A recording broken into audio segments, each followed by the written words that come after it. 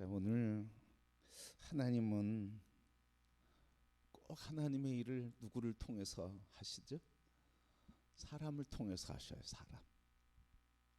다시 얘기하면 하나님은 꼭 그의 일을 하시는데 누구를 통해서 하시냐면 나와 우리를 통해서 일하시는 거예요. 너를 통해서라고 하는 표현도 옳긴 하지만 그러나 나와 우리를 통해서 일하셔요. 그래서 하나님이 꼭 시대마다 사람을 세우시거든요. 사람을 쓰시거든요. 그래서 하나님의 사람을 통해서 하나님의 역사를 꼭 이루셨어요. 그래서 하나님은 한 사람을 통해서 위대한 하나님의 역사를 나타내셨습니다. 그래서 성경은 하나님의 사람, 지도자로 가득한 이야기예요. 지도자의 이야기가 가득 차 있어요. 그래서 지도자를 빼놓으면 내용이 무슨 내용인지 알 수 없을 정도로 지도자로 가득 찼어요. 그런데 여러분, 성경의 지도자라고 하는 표현이 몇 번이나 나올까? 굉장히 많이 나오겠죠? 지도자를 빼놓고는 성경 이야기를 할 수 없으니까요. 굉장히 많이 나오겠죠? 그런데 지도자라고 하는 직접적인 표현은 6번밖에 없어요. 6번밖에 사용하지 않았어요. 그러면 이게 어떻게 이야기해야 할까 하는 거예요. 하나님은 지도자를 세워서 그렇게 일하시고 지도자를 그렇게 소중하게 여기시는데 성경에 직접 지도자라고 하는 표현은 그렇게 많지 않다는 거예요. 그것은 지도자를 소홀히 여겨서가 아니고 지도자라고 하는 개념이 달리 쓰이기 때문에 그런 거죠. 그 지도자라고 하는 개념을 달리 표현했는데 그 달리 표현한 말이 바로 종이라고 하는 표현이에요. 종. 그래서 모세 얼마나 위대한 지도자입니까? 위대한 지도자죠. 그런데 종을 다 이 모세를 표현할 때도 지도자라고 하는 표현보다는 그 단어를 쓰지 않고 모세는 종이다 그렇게 표현했어요. 여호수아서 1장 7절 말씀 보니까 오직 강하고 극히 담대하여 나의 종 모세가 네게 명령한 그 율법을 다 지켜 행하고 그랬어요. 하나님께서 모세를 향해서 지도자라고 하지 않고 나의 종 이렇게 표현했어요. 여러분, 이 지도자에 대해서 그래서 세상의 어떤 사람보다도 지도자에 대한 이야기를 가장 잘 표현하시고 잘 보여주신 분이 바로 예수님이셔요. 예수님. 그래서 모든 리더십이 어디에서 오냐면 예수 그리스도의 섬김과 종의 리더십에서 와요. 여러분, 옛날에는 성격의 리더십이었어요. 힘이 있고 괄괄하고 이런 사람들, 끌어가는 사람들 이런 거였어요. 그런데 이제는 성품의 리더십이에요. 옛날처럼 이렇게 목소리가 크고 추진력이 있고 이런 게 아니라는 거죠. 성품의 리더십인데 성품의 리더십 중에서도 기업도 시스템이 바뀌었어요. 회사도 시스템이 바뀌었어요. 팀으로 바뀌었어요. 그래서 팀을 이끌어가는 사람인데 근데 팀을 이끌어가는데 팀이 잘 갈 수 있도록 중재하고 조종하고 그래서 격려해주고 한 팀으로 모으고 하는 가장 핵심적인 게 예수님의 리더십이 오늘 사회 기업에서 가장 많이 쓰이고 있다는 거예요. 섬김의 리더십, 종의 리더십이죠. 그래서 예수님은 이렇게 종이라고 하는 단어에 대해서 가치를 완전히 혁명적으로 바꿔놓으신 분이에요. 예수님이 당시에 천한 종이잖아요. 사회적으로 천대받는 사람들이었잖아요. 그런데 리더십을 이야기하고 지도자를 얘기할 때 이 천대받는 종, 이 사람들의 삶, 그것을 가장 위대한 지도자로. 그래서 종은 이퀄 뭐가 되는 거예요? 예수님에게는 위대함으로 표현되는 거예요. 종은 위대합니다. 이렇게 리더십의 가치관을 바꿔놓으셨어요. 바로 우리가 이렇게 얘기해, 큰 사람이 되십시오. 그러면 행복해요? 행복하지 않아요? 내가 그렇게 될 수 없는 거 내가 알면서도 괜히 행복해. 아유, 인정받는구나. 그런데 한번 아주 열심히 종이 되십시오. 그러면 좋아요? 나빠요? 여러분? 별로 좋아할 사람 없어요. 종이 되라고, 종이 되라고. 바로 여러분, 이렇게 종이 된다고 하는 건 오늘 이 사회에서도 별로 매력적이질 않아요. 그런데 여러분, 이 매력적이지 않은 말인데 예수 그리스도의 사람, 예수 그리스도의 나라는 어떤 사람의 나라냐고요? 예수 그리스도의 나라는 어떤 나라냐고요? 예수 그리스도께서 말씀하시는데 뭐라고 얘기하세요? 주님께서 우리에게 말씀하실 때 오늘 본문에 말씀하시잖아요. 높아지고자 하느냐? 크고자 하느냐? 위대한 사람이 되기를 원하느냐? 낮아지고 섬기고 종이 되라.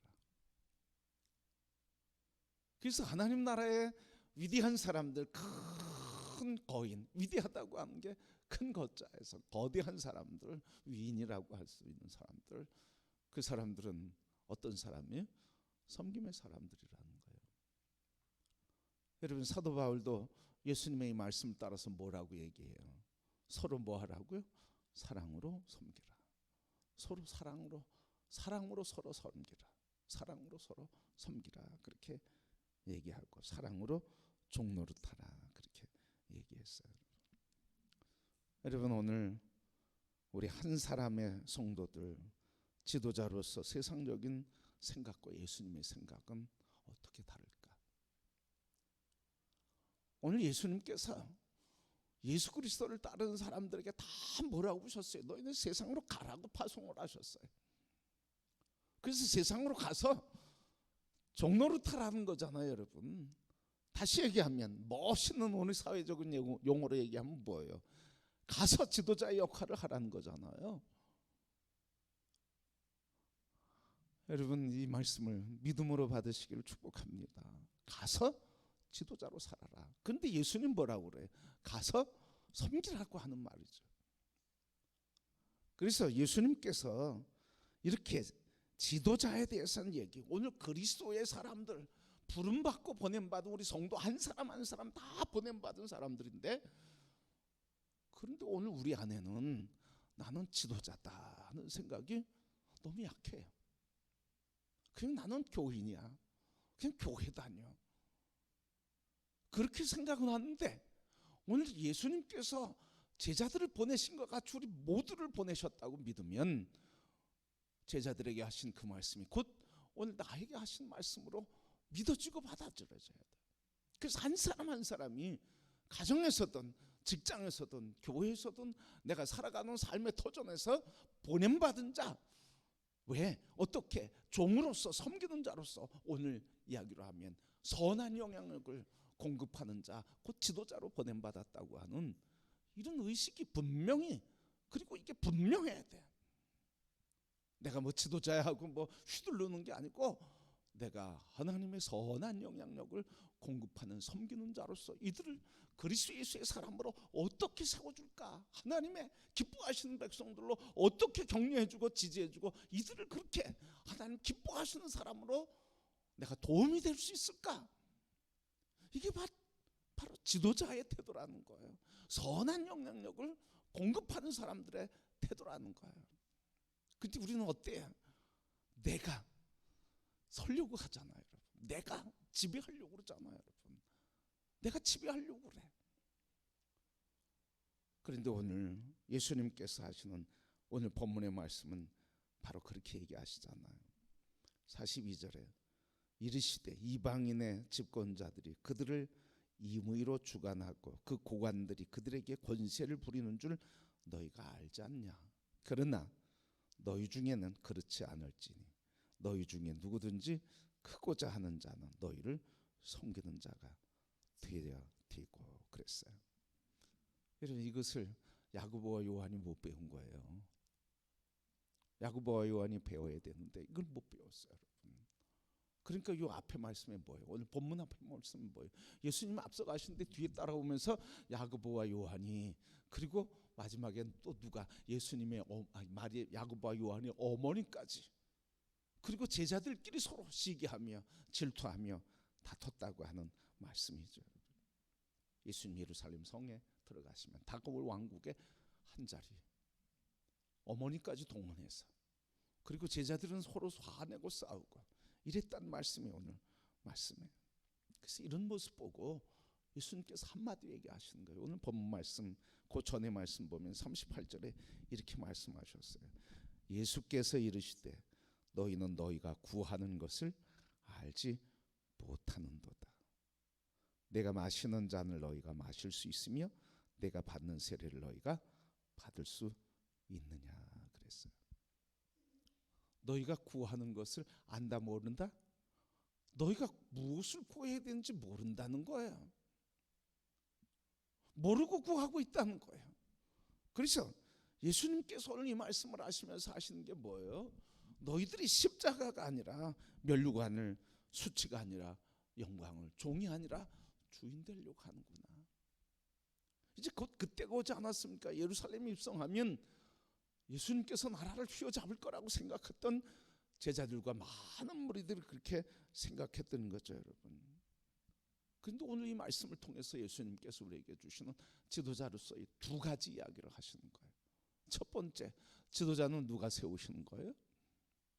지도자는 누가 세우는 거예요? 누가 세운 거예요? 지도자는 하나님이 세우시는 거예요. 하나님이. 오늘 40절 말씀 우리 봉독하지 않았는데 40절 말씀, 내 좌우편에 앉은 것은 내가 줄 것이 아니라 누구를 위하여 준비되었든지 그들이 얻을 것이니라. 내 좌편 우편, 좌의정 우의정, 뭐 비서실장 되고 국무총리 되고 이런 것들은요, 뭐예요? 주님이 뭐라고 그래? 내가 줄 것이 아니라 누구를 위하여 준비되었든 그들이 얻을 것이니라. 내가 주는 게 아니다. 하나님이 주신다는 거, 이것을 말씀하고 있어요, 여러분. 여러분, 우리 이 말씀을 생각하면서 우리는 지도자가 된다고 하면 어떤 생각을 해요? 뭐 신학적 훈련을 받고 또 뭐 지도자 반을 만들어서 지도자 반을 수료하고 지도자 과정을 거치고 그래서 지도자가 된다고 생각하잖아요. 과정인데 그래서 지도자가 되는 게 아니에요. 우리 제자 훈련 참 많이들 하고 한국교회가 참 많이 했는데요, 요즘 제자 훈련하는 교회들이 많이 줄어들었어요. 왜 줄어들었는지 아세요, 여러분? 그 줄어든 이유 중에 하나가 이거예요. 제자 반을 만들어 놓고 인문반, 뭐 양육반, 제자반 만들어 놓고요, 이 과정을 거치면 뭐가 나온다고? 제자가 나온다고, 제자가 된다고 생각했어요. 그런데요, 그 과정 거쳐서 제자가 안 되더라고요. 그 과정은 방편이고 통로가 되는 거죠. 제자가 되는 건 누구를 만나는 거예요? 예수 그리스도를 인격적으로 온전히 만날 때.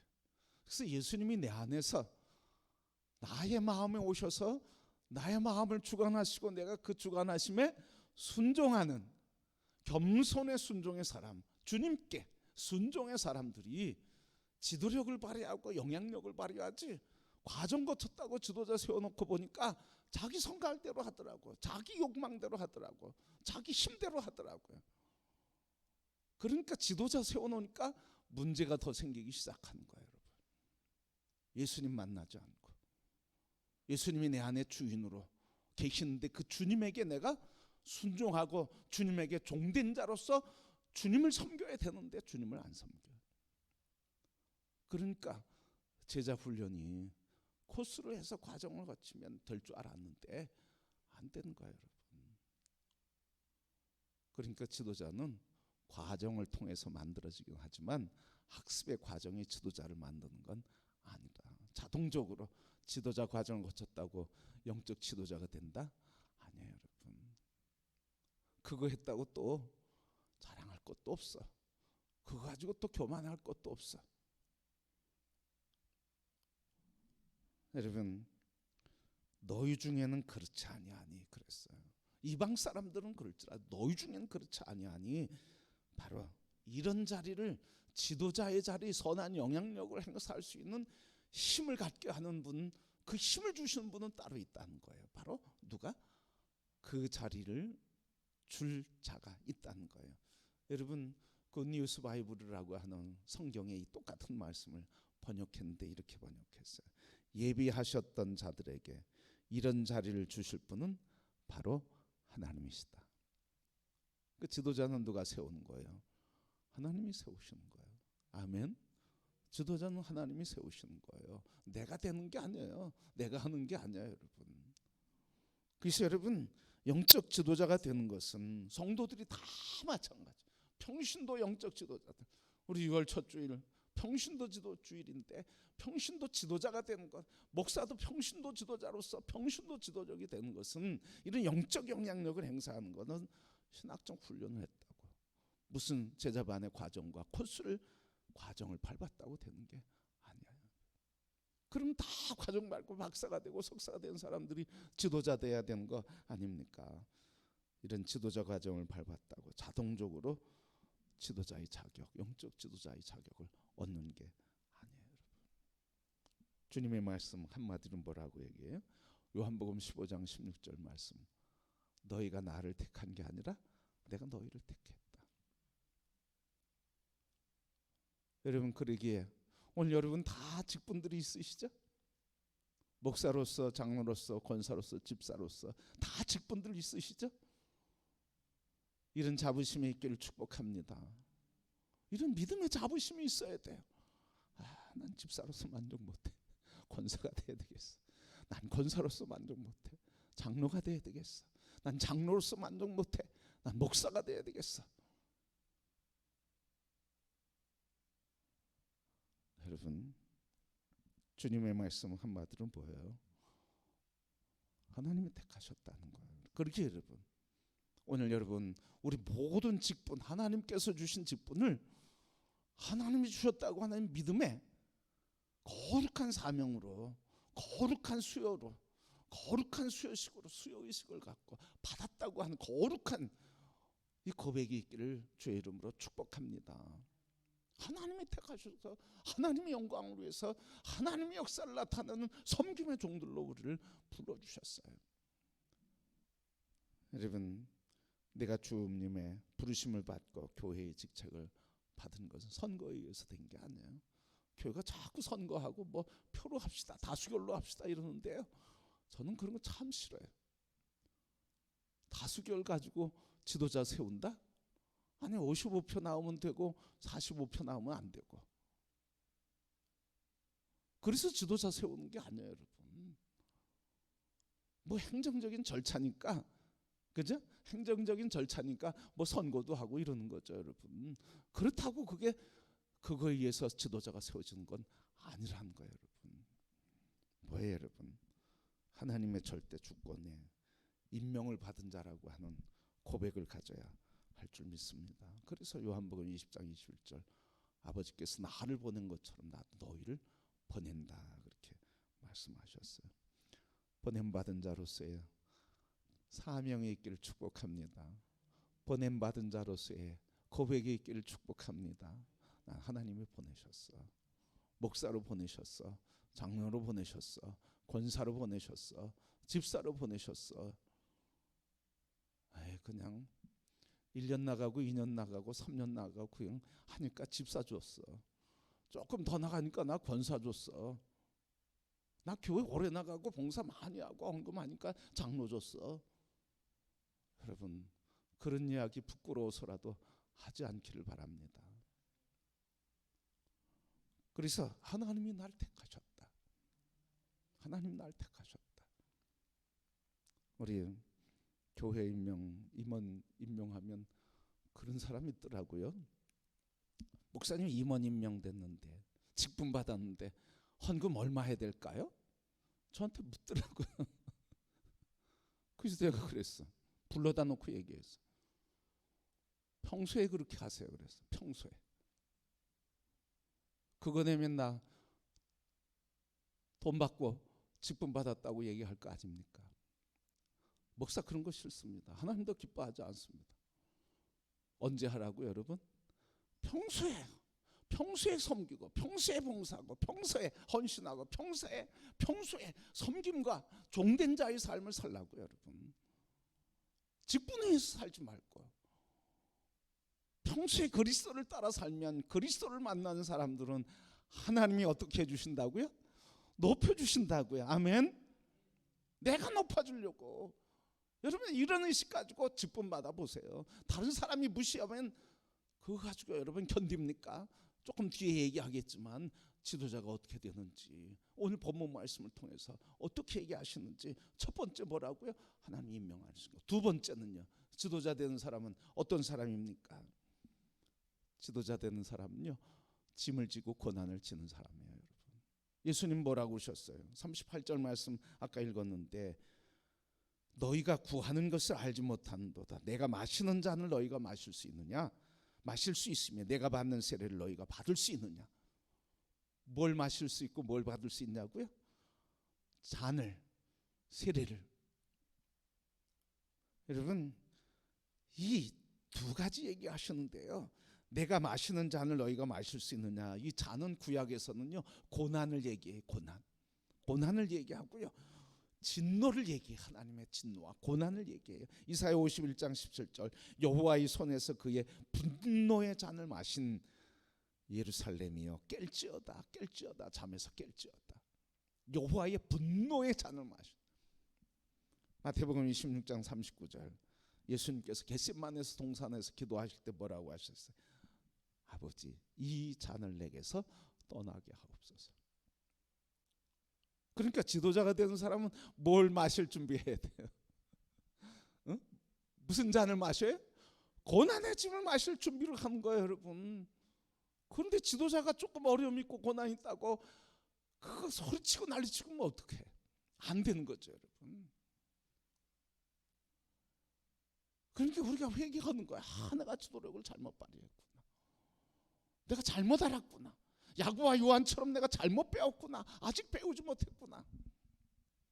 그래서 여러분 지도자로 세우시고, 하나님이 영적 지도자로 그리스도의 사람으로 지도력을 발휘하게 하시는데, 지도력을 발휘하도록 임명받은 사람들은 뭐예요? 고난의 잔, 그걸 마시는 거예요. 여러분 임원되니까 쉬워요, 어려워요? 짐이 가벼워요, 무거워요? 무거운 건 모르면 아직 문제죠. 짐을 지는 건 무거운 거예요, 여러분. 누구의 짐을 지는 거예요? 그리스도의 섬김의 짐을 지는 거예요, 여러분. 대신 짐을 지는 거 아닙니까, 여러분? 그래서 두 번째 뭘 받을 수 있냐고 그래요? 세례를 받을 수 있냐고 그러잖아요. 세례는 뭐예요, 여러분? 어떻게? 세례는 어떻게? 침례라고 그러죠. 어떻게 되는 거예요? 물속에 들어갔다 나오는 거 아니에요? 그러면 세례를 받을 수 있냐는 무슨 말이에요? 물속에 들어갈 수 있느냐는 말은 뭐예요? 죽을 수 있느냐 이거예요, 여러분. 내가 마시는 잔을 마시고 내가 베푸는 나 세례를 받을 수 있느냐 이거죠, 여러분.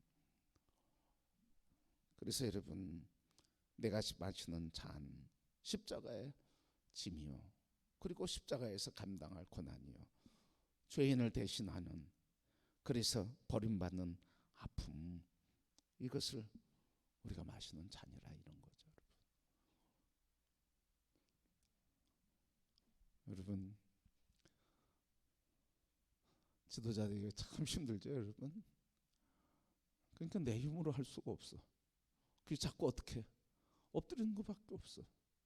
주님의 도움을 구하고 주님의 능력, 주님의 의지, 주님을 신뢰하고 의지하는 것밖에 없어요. 그분이 나에게 힘 주실 때, 그분과 함께 붙어 있을 때, 그분이 죽어도 살아난 것처럼 고난과 아픔의 짐을 짊어져도, 주님이 고난과 아픔의 짐을 짊어지고 내가 아프고도 내가 이런 짐을 져도 주님 살아나시고 부활하시고 이기신 것처럼 나도 이길 줄 믿습니다. 그런 믿음으로 하는 거죠. 그래서 두 번째, 내가 받는 세례를 받을 수 있느냐. 그래서 어떻게? 짐을 지고 완전히 잠긴다. 나의 십자가에서 죽음, 그거예요, 여러분. 그래서 여러분, 우리 예수 그리스도의 사람은 늘 목사로 임명됐던, 저 목사 안수 받았던, 장로 안수 받았던, 권사로 임명을 받았던, 집사로 임명받았던 지도자들은 다 뭐예요, 여러분? 우리 모든 성도들은 예수 그리스도가 내 안에 사시고, 그리고 주님의 주권 안에 사는 사람들이기 때문에 다 이런 주님의 선한 영향력을 나타내는 사람들이고, 그래서 우리 모두는 다 그리스도를 섬기듯이 이웃과 가족과 그리고 교회를 섬기며 나라를 섬기는 섬김의 사람들이고, 그 섬김의 삶에 있어서 우리는 고난의 전, 세례의 죽음, 십자가의 죽음을 짊어지는 거예요.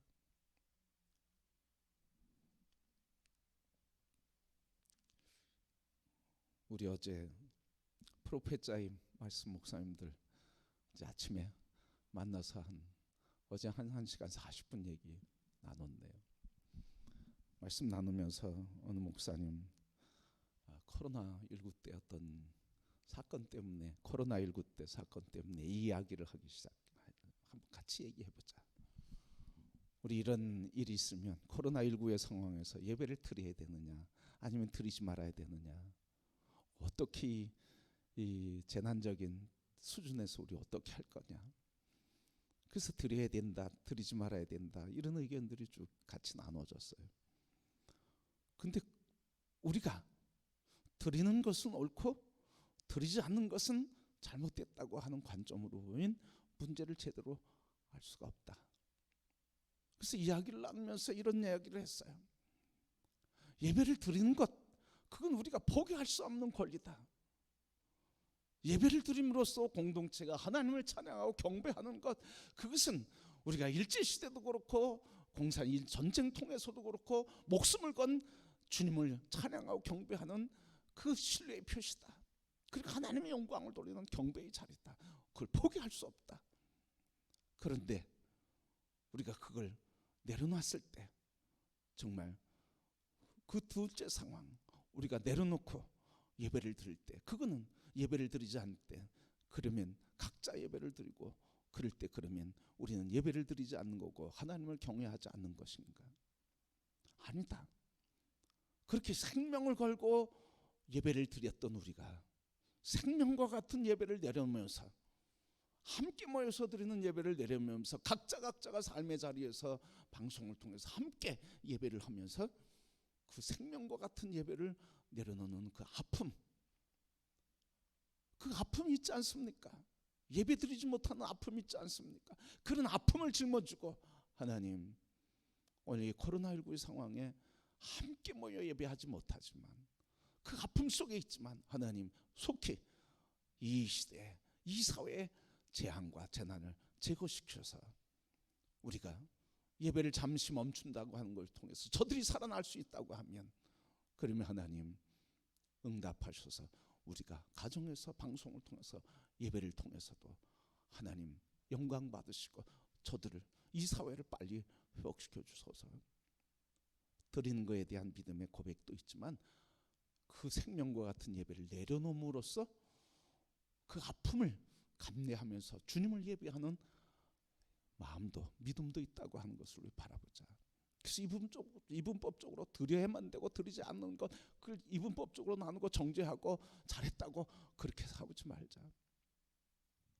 여러분, 그런 면에서 보면 우리가 가장 소중한 예배를 포기하지 않아야 될 것이지만, 그러나 우리가 정말 순교적 상황이냐, 그렇게 고백한 사람들은 예배 드리는 거죠, 여러분.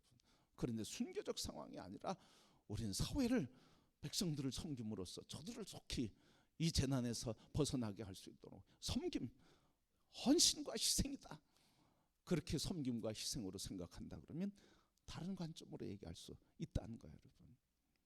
그래서 오늘 우리 그리스도의 사람들은 정말 마지막 결정적인 순간에 주님 앞에 우리가 순교의 각오를 가지고 순교적 삶을 살아야 하지만, 그러나 그 삶이 아닌 그 삶의 여정에 이르기 전에 우리는 끝까지 뭘 순교적 삶이 아니라 순교적 삶 속에서도 헌신과 섬김의 삶을 살아야 된다고 하는 것을 우리에게 알려주고 있어요.